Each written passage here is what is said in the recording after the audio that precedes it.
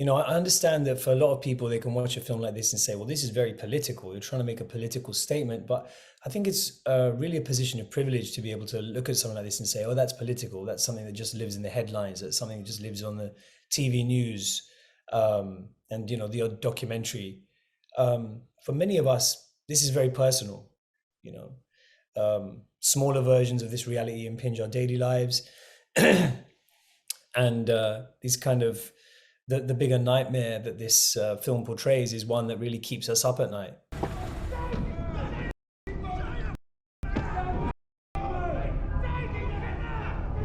Abu! Abu! Abu! Sajan. Abu! Get everyone together and they're rounding people up, man. It's happening. It's happening now. Let's go! Let's go! Let's go!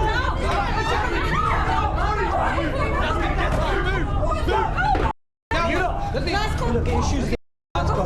Let's go. They're rounding people up. Just go, man. A big part of what Aneil and I really wanted to put into it from a very personal place was, yes, look, the larger concept of the film is, let's just say it's something that plays on our minds.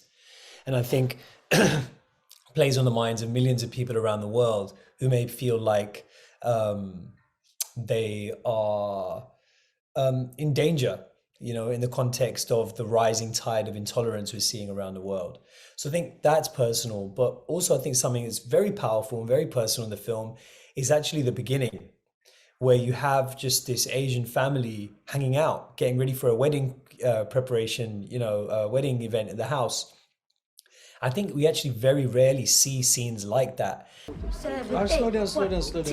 You're slow right down. You're deliberately trying to scare me and intimidate me. I know what you're doing, but you're playing mind games. Slow it down, break it down. Okay, I'm gonna break it down. Do it slowly.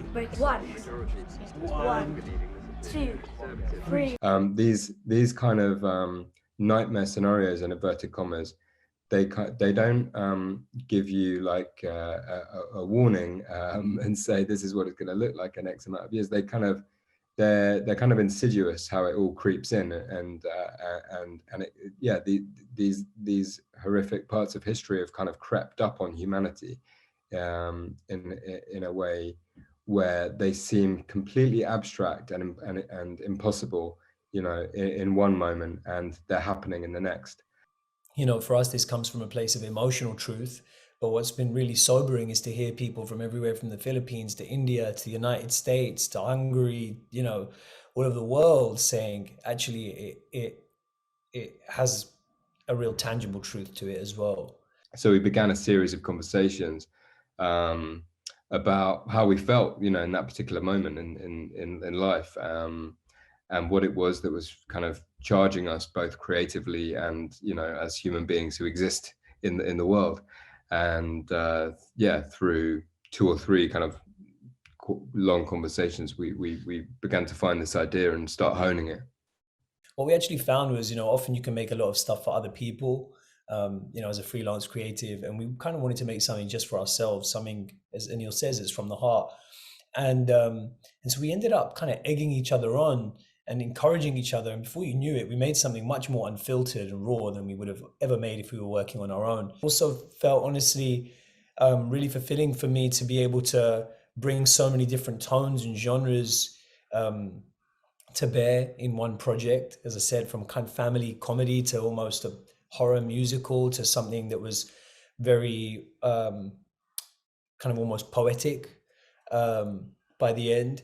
And it's very rare that you get to kind of bring all of yourself to a project.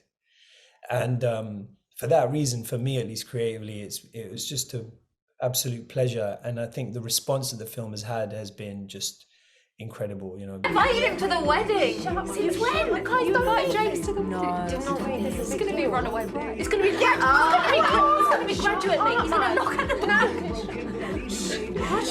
To the mom. Do not come. Stop this, Shadi! Stop it right now!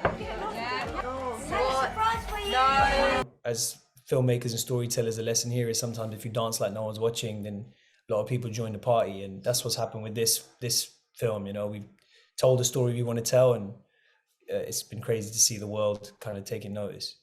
And I think all I'd add to that is there's a reason that we didn't try to look at these themes through a scene unfolding in a cabinet office behind closed doors where we see the mechanics of the system itself. We're watching the most average street in an average town in the UK, and we're exploring these themes through real people who we recognize, and how it feels on a human ground level.